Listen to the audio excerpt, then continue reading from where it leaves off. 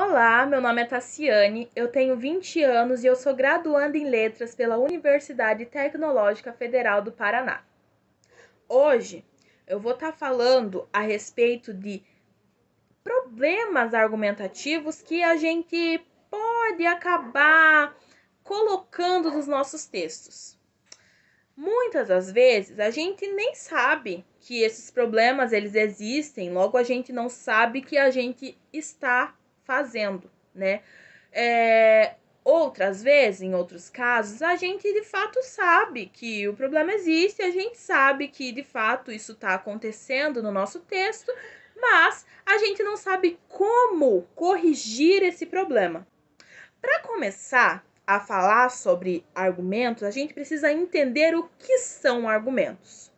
Bom, argumento é tudo aquilo que se usa para convencer alguém, para persuadir alguém da sua ideia, do seu ponto de vista. Para exemplificar o que são argumentos, eu vou usar uma frase muito aleatória e simples.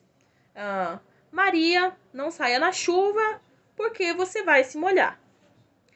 Quando eu digo a Maria para ela não sair na chuva, eu estou tentando convencê-la a não sair na chuva. E o argumento que eu uso para convencer, para conseguir persuadi-la a respeito de eu não querer que ela saia na chuva, é dizer a ela que ela vai se molhar caso ela saia.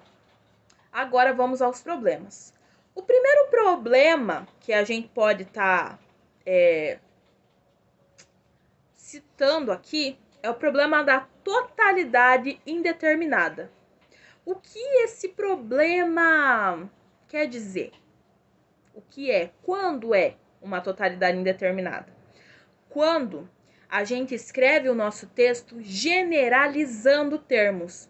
Então, quando a gente generaliza termos, eu vou dar um exemplo. Digamos que nós estejamos falando sobre uma cidade do interior do estado de São Paulo e essa cidade tem sapos. Alguém está escrevendo um texto sem pesquisar antes sobre o texto, sem ter visto toda a área da cidade. E esse alguém que está escrevendo esse texto diz que nessa cidade todos os sapos são verdes. Baseado em que é que esse escritor entendeu e escreveu que todos os sapos são verdes?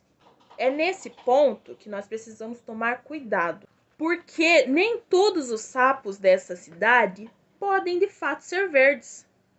Alguns sapos podem ter uma tonalidade um pouco mais amarronzada e a gente não sabe, porque a gente já está ali decretando algo. A gente já está carimbando que todos os sapos daquela cidade são verdes. O que é que a gente pode usar então para que a gente não diga que todos os sapos da cidade de Cajati são verdes, para que a gente não generalize termos? A gente pode usar geralmente, há casos nos quais, em alguns casos. Então, o que a gente pode usar aí nesse todos os sapos são verdes geralmente os sapos têm a tonalidade verde. Há muitos sapos que são verdes. Outro problema bastante comum na formação dos nossos textos é o problema das noções confusas. O que isso quer dizer, noções confusas? Noções confusas, elas se referem à contradição que existe em um texto sem que haja algum conectivo, algo que dê a entender que esse texto, ele de fato, está contrapondo uma ideia. Então, vamos lá. Eu não posso começar, por exemplo, escrevendo um texto dizendo que todos os sapos de uma cidade do interior de São Paulo são verdes e terminar dizendo que geralmente os sapos são verdes. Deu para entender que as ideias elas se contradizem, que há ali um desencontro entre as ideias? Aqui eu estou dizendo que todos são e aqui eu estou dizendo que geralmente são.